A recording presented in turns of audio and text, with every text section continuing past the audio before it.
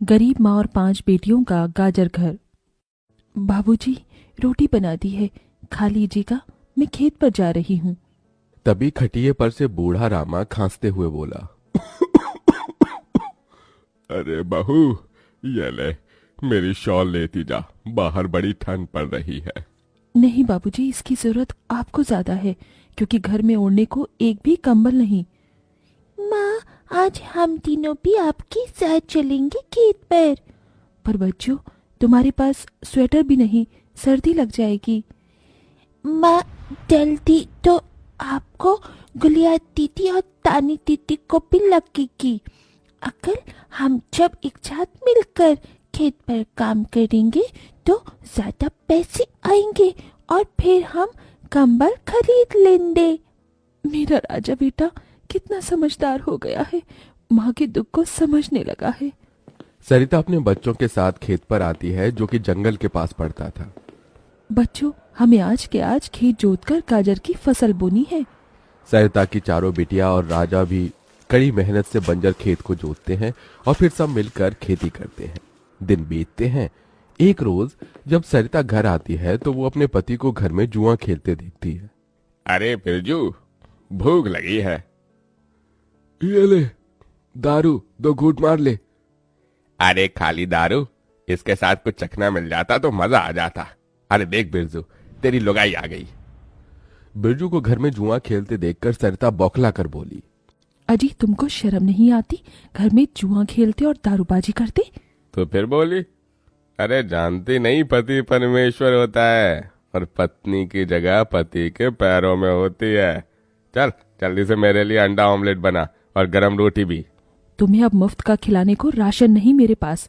6 बच्चे हो गए हैं, जानती भी हो इन सब का पेट कितनी मुश्किल से पाल रही हूँ मैं। तुम्हें तो जिम्मेदारी से मतलब ही नहीं। घर में बूढ़ा बीमार पिता है, तुम तो कमाने गए थे ना, फिर क्या हुआ? आते ही पैसे मांगने लगी। पति ने खाया पिया कि नहीं ये तेरा बाप पूछेगा। नशे में तो बिरजू सरिता से अकड़ते हुए अपनी चमड़े की चप्पल निकालकर उसे बहुत पीटता है। ये ले, और लड़ाएगी जुबान। मैं कमाता नहीं तो क्या इस घर में मेरी इज्जत नहीं होगी? ये ले। बचाओ, ओह बचाओ, माँ को मत मारो पिताजी। तभी लड़खड़ाते हुए बिछौने से उठकर बूढ़ा रामा कहता है, अरे निकम्मे, छोड़ दे बहू को, निकल जा इस घर से तू, और फिर कभी शक्ल मत दिखाना। अरे ये मेरा घर है, मैंने बनाया है इसे। बिरजू चला जाता है। तभी रामा रोते हुए बोलता है, अरे जाने कैसे उड़ाऊं बेटे को जन्म दे दिया है मैंने। मेरे हाथों भारी गलती हो गई जो इसे तेरी शादी कराई। बहू माफ कर दे मुझे। पर उस 5 बेटियों की गरीब माँ का दुख इतना ही नहीं था कि एकदम से जोरदार तूफान उठा और झोपड़ी की छत हवा के झोंके से उखड़ कर गिर गई। हे भगवान, इतना भयंकर तूफान! तानी, गुड़िया, अंजू, तुम तीनों सोनी, राजा और मुनिया को लेके बाहर निकलो, मैं दादाजी को लेकर आती हूँ। उठिए बाबूजी। नहीं बहू, तू जा, मेरा समय आ गया है। तुझे उन 5 बच्चियों की सौगंध, तेरे बाद उन्हें देखने वाला कोई नहीं। जा बहू, जा। सरिता के बाहर निकलते ही पूरी झोपड़ी गिर जाती है। सरिता छाती पीट पीट कर रोने लगती है। बाबूजी। अरे कैसा निर्दयी है रे तू ऊपर वाले! क्या मिला आखिर, क्या मिला तुझे मेरा घर उजाड़ कर? तू खुद तो अपने घर में सो रहा है और मेरी 5 बेटियों को बेघर कर दिया। जवाब दे, तू बोलता क्यों नहीं? सरिता को टूट कर रोता देखकर उसकी 5 बेटी भी बिलख बिलख कर रोती है। चुप हो जाओ माँ, रो मत। माँ, मुझे जल्दी ठंड लगती है। हे भगवान, इतनी बर्फ गिर रही है, मुझे इस ठंड से अपने बच्चों को बचाना होगा। सरिता सबका दरवाजा खटखटाती है, मगर कोई भी मुसीबत में उसकी मदद नहीं करता। हार कर वो अपने जंगल वाले गाजर के खेत में आ जाती है और सब रात भर ठंड से कांपते ठिठुरते हुए बीतती है। माँ, बहुत भूख लगी है। हाँ माँ, मुझे भी भूख लगी है। तभी सरिता की सबसे बड़ी बेटी तानी खेत में देखती है जहां लाल लाल गाजर उगे थे। देखो माँ, हमारे खेत में तो गाजर तैयार हो गए हैं। फिर तानी अपने सभी भाई बहनों को गाजर तोड़ कर देती है।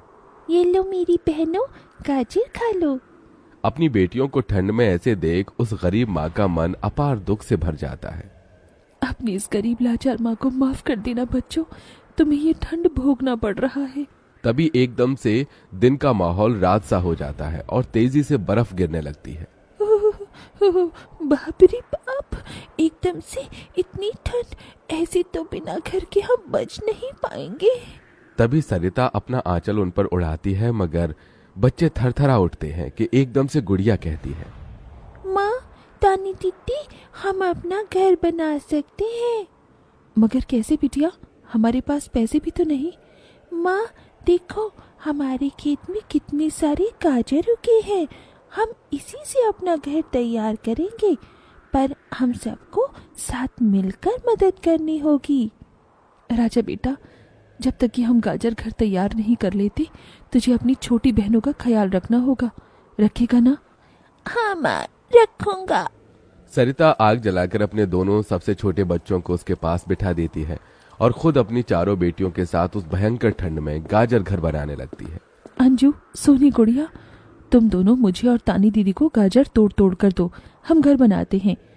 ठीक है माँ। गरीब माँ बेटियां मिलकर गाजर घर बनाती हैं, मगर घर एकदम से ढह जाता है, जिससे सरिता दुखी हो जाती है। कितनी मेहनत से ये गाजर घर बनाया था हमने, मगर सारी मेहनत बेकार चली गई। तभी चारों बेटियां रोते हुए गाकर अपनी माँ को हिम्मत देती हैं। जिंदगी की यही रीत है, हार के बाद ही जीत है। थोड़े आंसू है, थोड़ी हंसी, आज गम है तो कल है खुशी। जिंदगी की यही रीत है, हार के बाद ही जीत है। मेरी बच्चियों। रोते हुए सरिता अपनी बेटी को गले से लगा लेती है।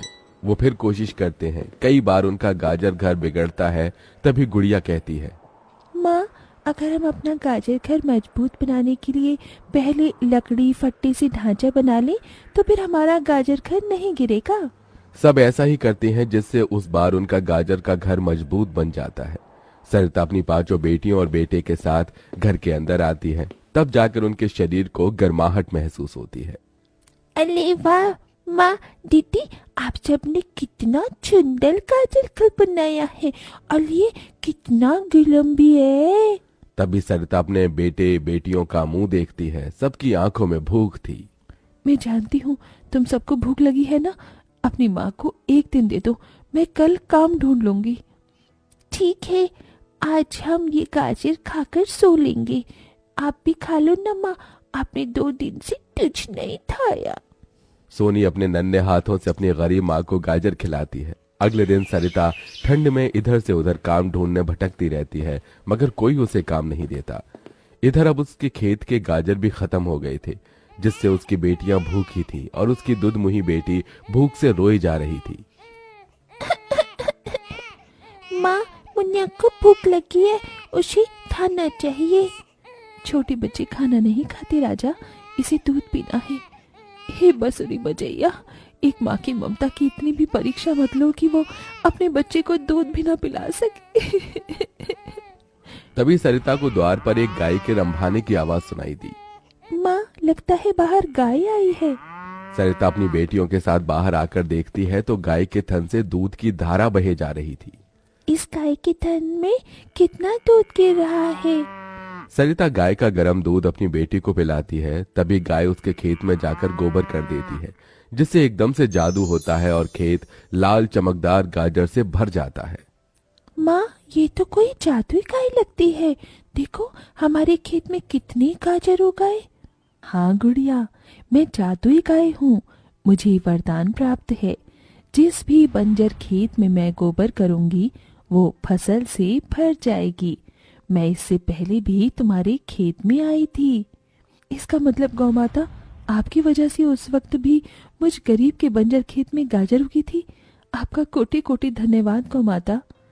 माँ, तुम काम ढूंढ रही थी ना, अब मैं ढूंढना।